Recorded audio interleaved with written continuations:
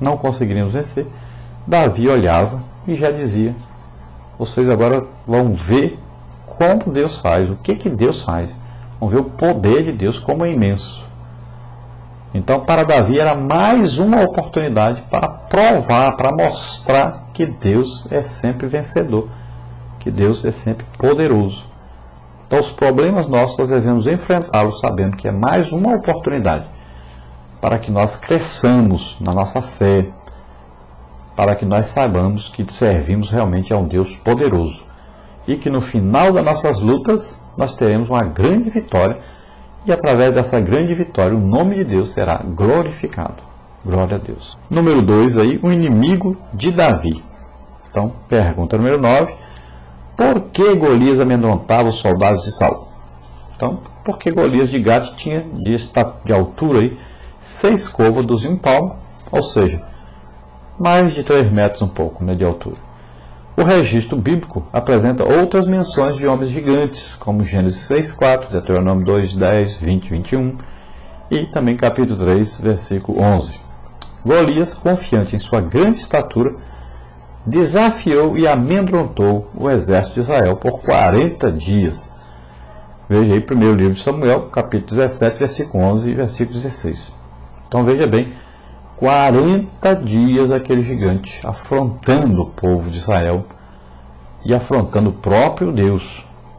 Então ele vinha todo dia e dizia a mesma coisa: manda aí, arranja aí um entre vocês que tenha coragem, que seja homem mesmo. Então, se vocês arranjarem um aí que me vencer, então nós seremos escravos de vocês. Mas se eu vencer, vocês serão nossos escravos. E o desafio todo dia era lançado. E o exército, depois de 40 dias, o exército de Israel estava mesmo cabisbaixo, triste. Não havia coragem em mais ninguém, nem a mínima coragem de enfrentar aquele gigante. Já tinham medo até de falar alto, se alguém se manifestasse. Foi o que aconteceu com Davi. Quando Davi começou a perguntar sobre aquilo ali e dizer que ia enfrentar o gigante, seus próprios irmãos ali, o seu irmão quase que bate nele para ele calar a boca, para não falar mais nada, com medo de que o gigante escutasse. Vamos continuar vendo então, aí na pergunta 10, como era o contraste entre Golias e Davi. Então, de um lado, um homem guerreiro e campeão que amedrontava por sua experiência e seu tamanho, também por suas armas, né? E do outro lado, um jovem do campo, um pastor de ovelhas, 1 Samuel 16:11. A diferença física entre os dois era muito grande, tanto que os olhos do gigante Davi era desprezível. E olhando o filisteu e vendo então a Davi, o desprezou. 1 Samuel 17:42. Então o gigante dizia: eu sou lá um cão para você vir com pedra, atirar pedra. E o gigante olhou para Davi e falou: mas um pastorzinho de ovelha metido a besta. Basta aí um peteleco nele e pronto. Vamos matar rapidinho. Né? Quando é apresentado Davi como representante então daquele exército de Israel, o gigante faz é rir. Ele acha esse aí, até com um murro acabou, não precisa mais nada não. Além do gigante estar ali, ele tinha um escudeiro com ele, só para ajudar a carregar aquelas armas que ele tinha, pesadas, grandes, né? Para carregar uma arma substituta também era usado um escudeiro. Às vezes a arma dava um defeito ou se perdia a arma na luta, então o escudeiro estava ali para fornecer outra arma, para ajudar. Então Davi foi sozinho e usando ali a sua funda e uma pedra que pegou do ribeiro, né? E nós podemos ver aí o significado dessa pedra, tem vários significados, e podemos ver as ações de Davi, mas o que nós temos que entender mesmo é que aí o Espírito Santo é que agiu naquele momento e a luta foi facilmente vencida por Davi através apenas de uma pedra. Número 11, apesar de desprezado por ser apenas um pastor de ovelhas, como era Davi? Então, Davi demonstrou coragem e responsabilidade no cuidado com o rebanho de seu pai. 1 Samuel 17, 34 a 37.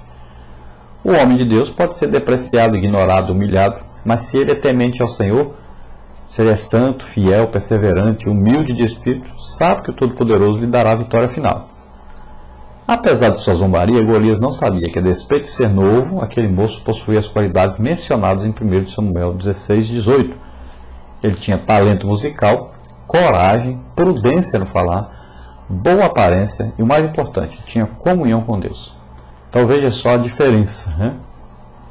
Davi aparentava ser apenas um pastor de ovelhas. Assim como o crente. Você vê um crente trabalhando aí no seu trabalho, no colégio, em qualquer lugar, a pessoa não dá nada por ele. É uma pessoa como qualquer outra e muitas vezes vestido até de maneira mais simples, né? Embora tenha a cultura melhor que existe, que é a Bíblia, né? Embora tenha aí o estudo melhor que existe, que é a Bíblia.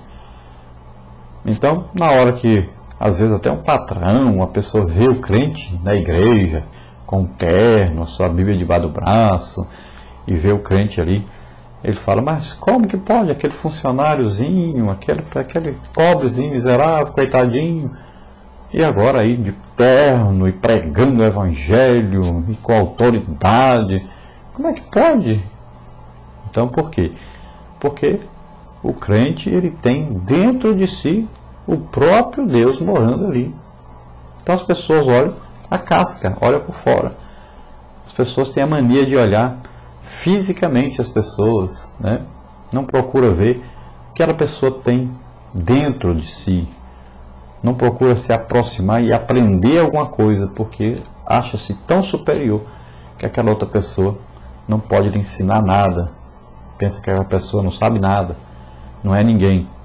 Mas quando nós estamos em Cristo, nós somos mais do que vencedores, nós temos a autoridade de Deus, então nós devemos assumir essa autoridade em todas as oportunidades que nós tivemos de pregar o Evangelho, de ensinar a palavra de Deus e também de ministrar cura, libertação, batismo com o Espírito Santo, ministrar às pessoas o Evangelho.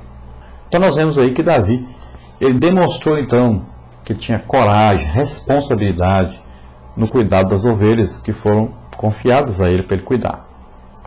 E ele enfrentou então o leão, enfrentou o urso para cuidar desse rebanho. Também ele mostrou aí ser, então ele mostrou também ter qualidades excelentes. Era um excelente músico, né? Não o músico que nós vemos por aí hoje, mas um músico que adorava a Deus, e quando ele adorava a Deus, a unção do Espírito Santo se manifestava e o inimigo corria, como foi no caso quando ele estava tocando diante de Saul, que Saul estava com demônio, e quando Davi começava a tocar, falar maravilhas, invocar o nome do Senhor, glorificar o nome do Senhor, né? Começava então a adorar a Deus, os demônios então corriam.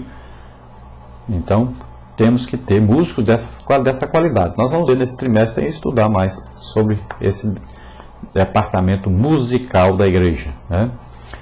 Então Davi, além de músico, tinha coragem, prudência no falar, tinha uma boa aparência e, o mais importante, ele tinha comunhão com Deus.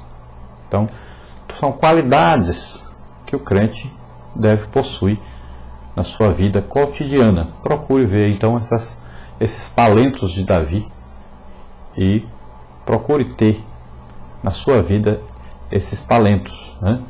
Número 12, como eram as armas de Golias? Então trazia na cabeça um capacete de bronze, vestia uma couraça de escamas, e era de peso aí a couraça de 5.000 ciclos de bronze, ou 70 quilos aproximadamente.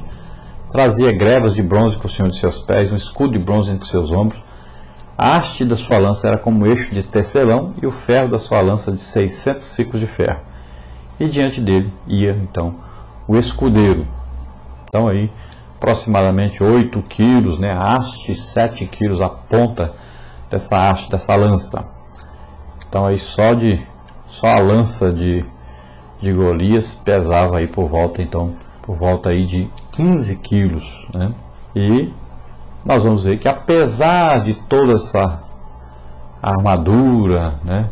De toda essa aparência de feroz, de vencedor antes de acontecer a luta, de amedrontar os exércitos inimigos, nós vamos ver que nada disso adiantava diante do poder de Deus. Então eram apenas armas carnais, armas humanas, armas físicas, que não valem nada diante do poder de Deus. Basta um sopro, né, do crente cheio do Espírito Santo para que um gigante desse tamanho vá ao chão na mesma hora, sem nenhum tipo